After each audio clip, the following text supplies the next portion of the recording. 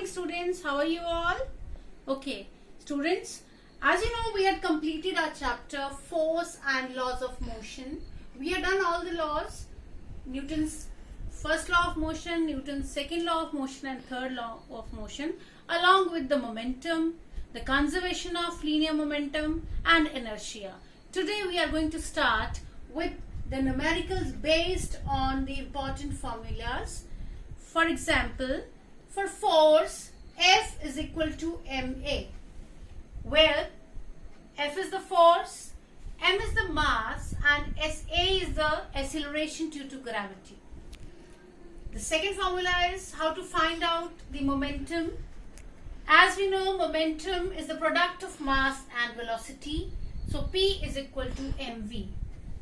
Third is law of conservation of linear momentum, according to which the initial mass of the two objects, their sum along with the product of velocities is equal to the final product of masses and velocities of the objects. Now, let's have the questions. The first question is, a car has a mass of 1500 kg. What must be the force between the car and the road if it needs to be stopped with a retardation of 1.7 meter per second square? Now, as I had told you earlier also, whenever we are going to solve the numericals, firstly we have to write what is given and what you have to find out. So here we are having mass of 1500 kg and acceleration, as it is told that it is retardation, and retardation means the negative acceleration. So A is equal to minus 1.7 meter per second square.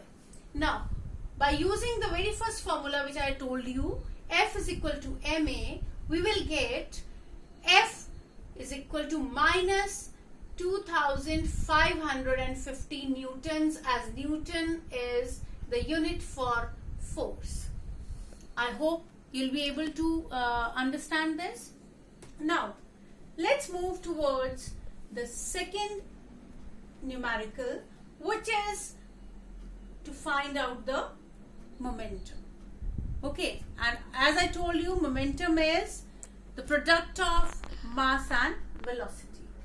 The question is, how much momentum will a dumbbell of mass 10 kg transfer to the floor if it falls from a height of 80 centimeter?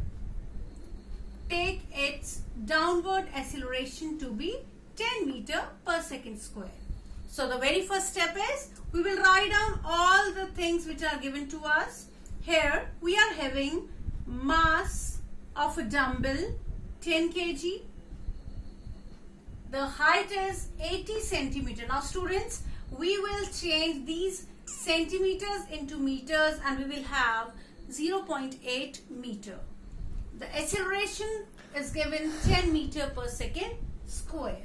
Now, as we all know, the initial velocity in this case is u is equal to 0 and we have to find out momentum.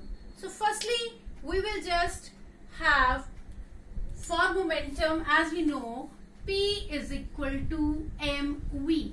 We are having mass, we are not having the final velocity v.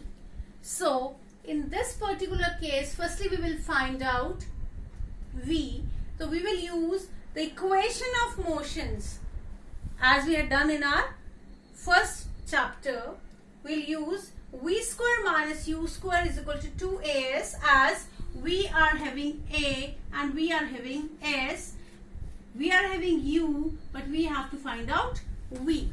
So by using the above values, v square minus 0 is equal to 2, acceleration is 10 and your distance is 0.8, that will be equal to 16. It means that v square is 16, so we'll find out v, which will be 4 meter per second.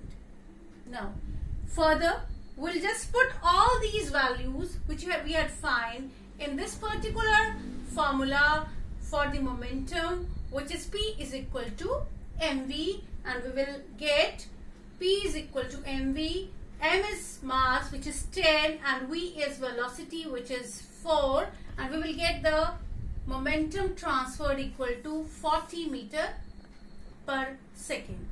So, like this, I had sent you many more questions along with their solutions. So, once again, we'll have a review on the important formulas of this chapter. That is force, F is equal to ma, momentum, P is equal to mv, and law of conservation of linear momentum is m1 u1 plus m2 u2 is equal to m1 v1 plus m2 v2, where m1 m2 are the masses of two objects, u1 u2 are their initial velocities, and v1 v2 are the final velocities. I hope you will be able to do the questions yourself. Thank you and have a nice day.